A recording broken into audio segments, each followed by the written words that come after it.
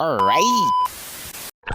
Karon magsugod na pa tayo rimos diri lalom sa kadagatan ha. Connect dispatch siya tutorial ni karon trabaho oh.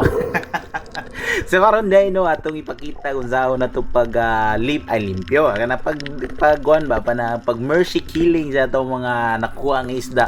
Atong example karon is karon atong armor car no. So akong ginabuhatan ninyo kaya ato ginan kanang paigan ritso na yang ulo yang utok sa isda ba na maparalyze di nakalihok niya ritso na pud kamatay kay syempre puno luoy pud ka na pantuson pag-ayo kay panud-an man nato mao mo gini outcome padulngan sa isda ba kana yang kamatayon ba.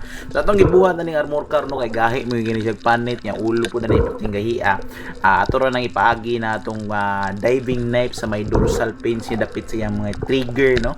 Nya mo na pagka malusot na siya gamay klaro na kayo no kay kuan na kumbati na kayo.